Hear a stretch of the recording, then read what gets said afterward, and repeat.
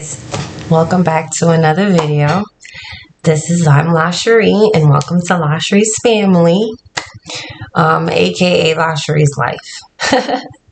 Yes.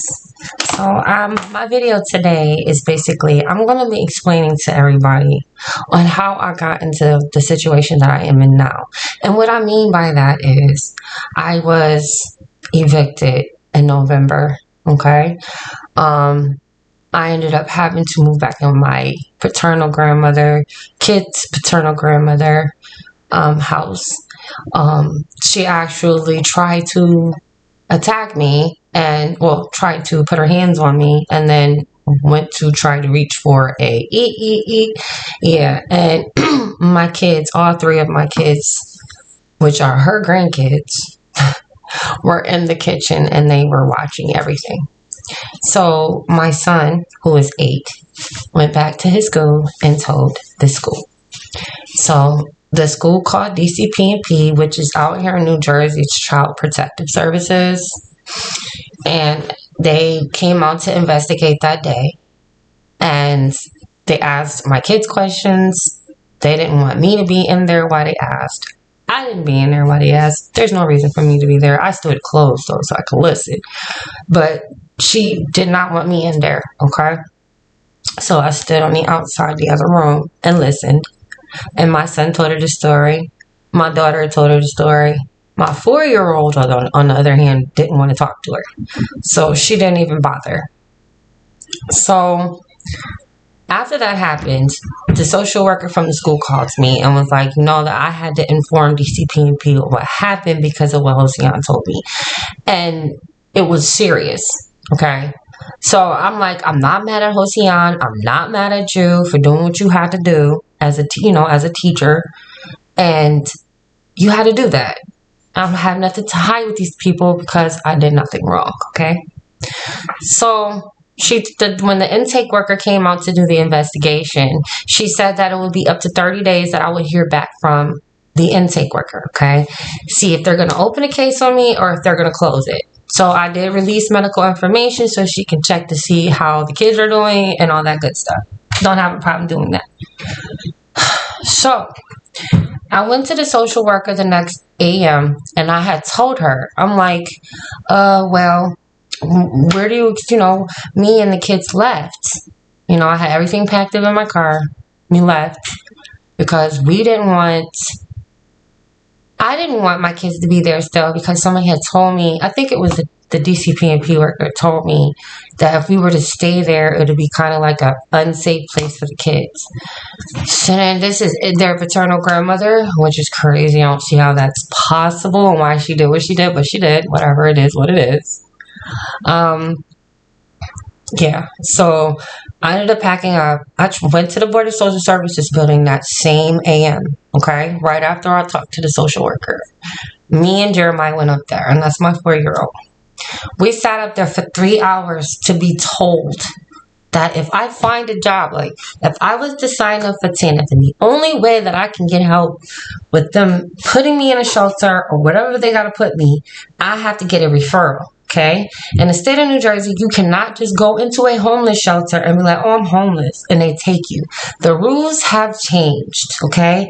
So now, in the state of New Jersey, you have to have a referral, and the referral can only be from DCP&P, Board of Social Services building, or, of course, Social Security.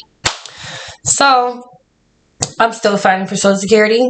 Been fighting, that's another story.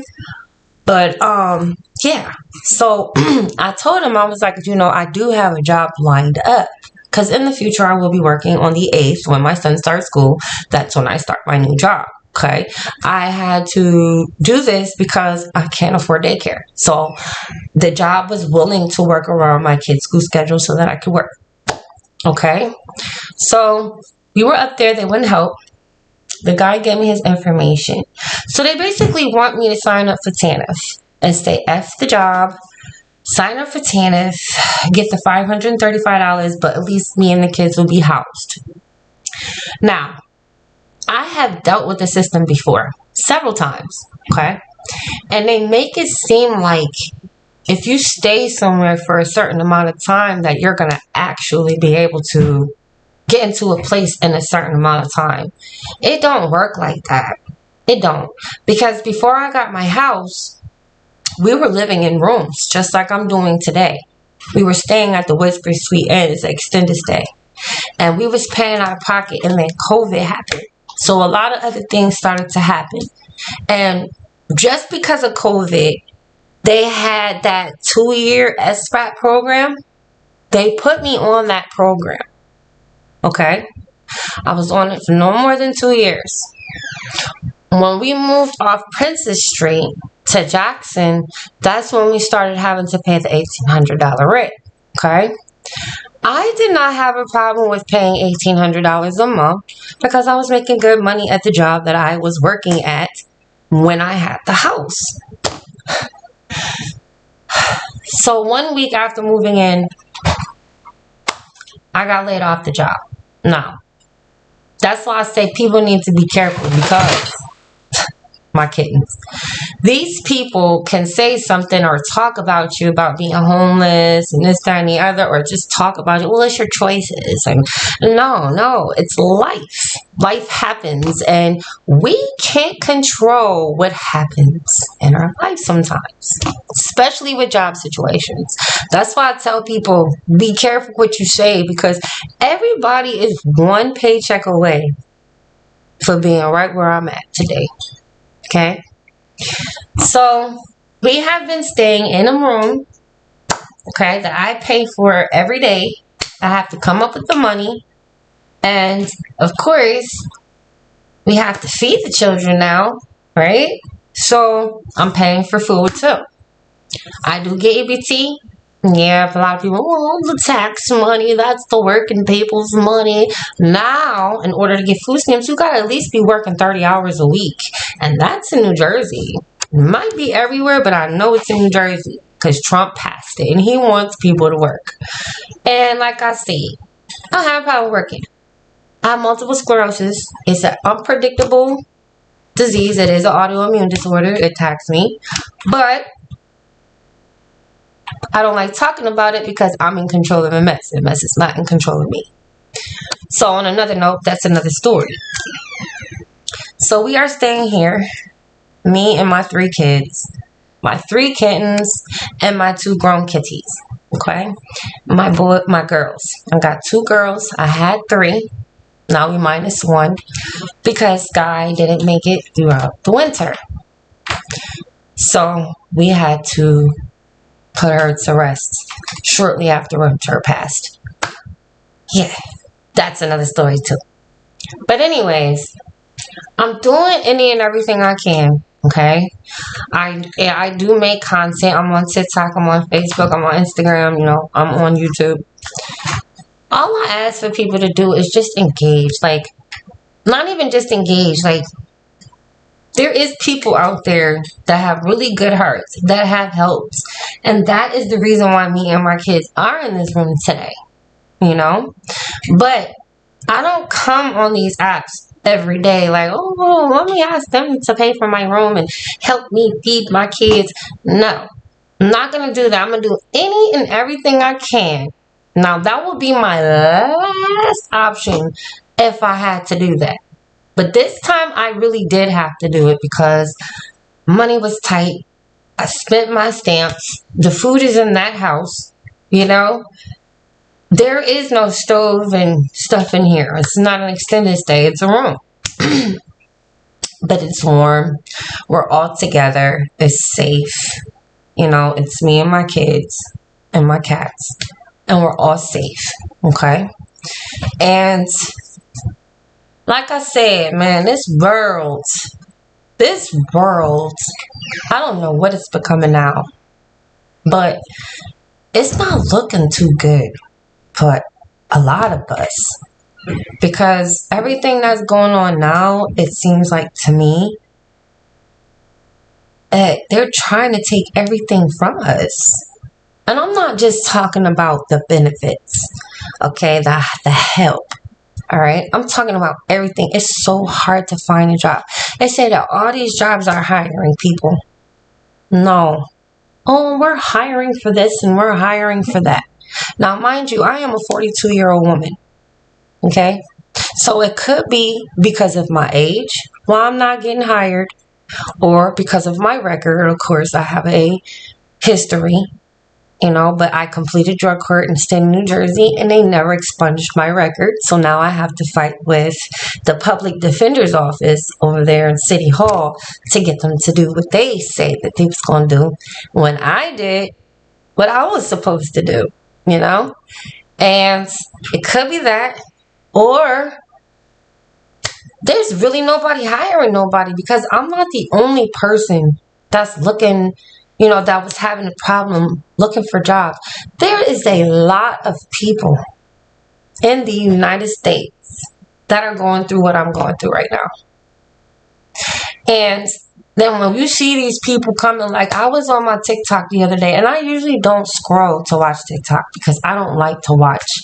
I would rather just do my own content. Like, that's all I really go on TikTok for. It's just to post my content, my shoppable videos, things like that. And one day, I actually wanted to sit there and go through some of the stuff. Boy, oh boy. So I'm on here.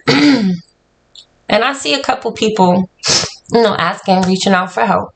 And it's not like I see these people all the time on this app asking for help. Now, mind you, there is some people that is on TikTok that be like, every day they sit on live. They got goals pinned at the top, and they stay on live until they've hit that goal, maybe a little bit more extra, and they do it every day.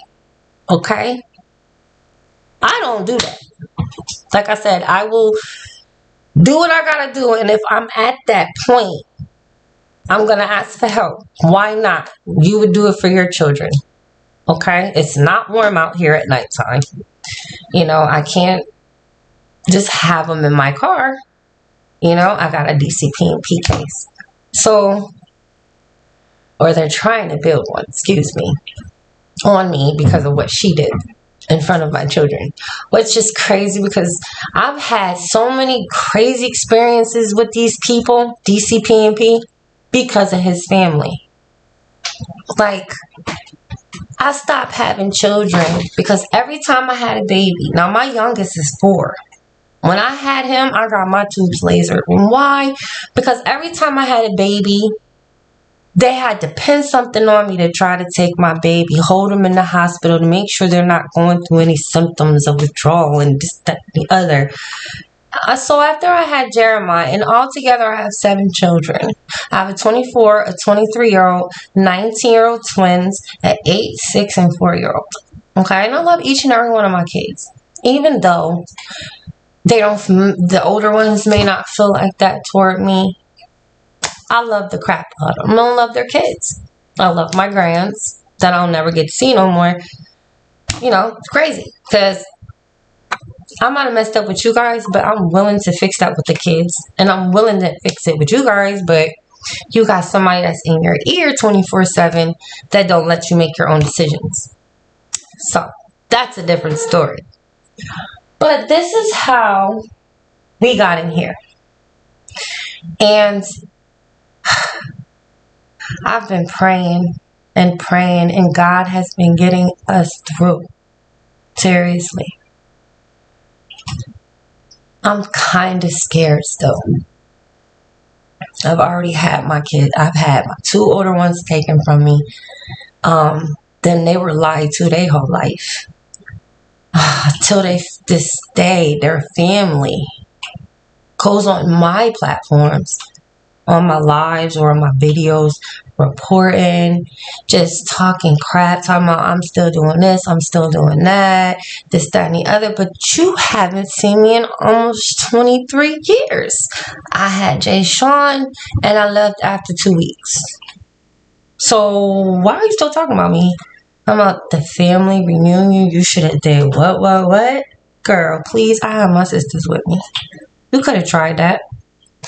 But like I said, that's a whole nother story. But it's a cycle that I'm understanding that I am going through. And I think the big man up here, which I 100% believe in, doesn't want me with a guy. Because it seems like to me, every guy I met, their mom got an issue with me. The first one. Didn't like me from day one. We all know that. I could see it in her face, the way she talked to me. But, you know, these people think that I'm slow and that I don't know these things. But they know where I grew up. And they know that there's nothing slow about me. And you know that my family, too. They taught me very well. It rubbed off on them. The Millers rubbed off on moi. Yes. And these are my adopted family, the ones that had me since 4 days old. Okay? God rest them souls. But anyways, so I am not looking for no man. I just want to get back on my feet like how I was for my kids, especially the little ones. This is unfair that they have to experience stuff like this, you know, in their lifetime. Who would have thought that I'd be 42, struggling, stressed, and homeless? Who would have thought at 42? When I was little, I had a dream to be a veterinarian. That's why I love animals. I love animals more than I love people. Okay? And I wanted to be a veterinarian, but life got in the way. And I didn't get to accomplish those dreams, you know? So just take it from me. I'm still going to be pushing for my goals. And, you know, I'm coming on my channel because people need to know reality on really what's going on out here. There's a lot of people struggling. A lot. And then we got certain people, like they don't even have a middle class anymore. When did that start? And then, you know, with the COVID and everything changed with that. Everything. And who was there when that happens? But, you know, yeah. So, I just wanted to come on here because your girl don't got many people she can talk to. It feels like I'm just talking to myself right now because I'm literally looking at myself.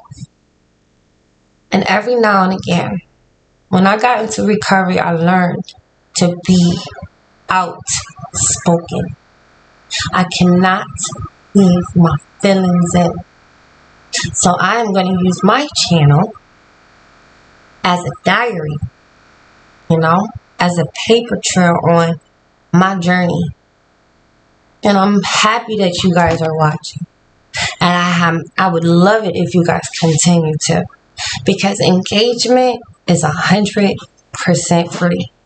That's on all platforms. And if you get down with me, you got me on that. I'm doing everything I can. Everything. But I'm a single mom that don't have no support. Don't have no friends, no real friends. I have barely any family that's helping. I'm in a rock place. There's most people out here that can help them. Like their mom or their dad or their aunt or their grandma. I don't have that. It's me and my kids. And I'm not a bad mother.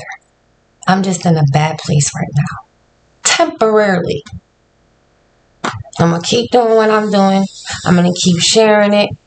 And I'm going to keep going. Y'all stay up. I love you guys.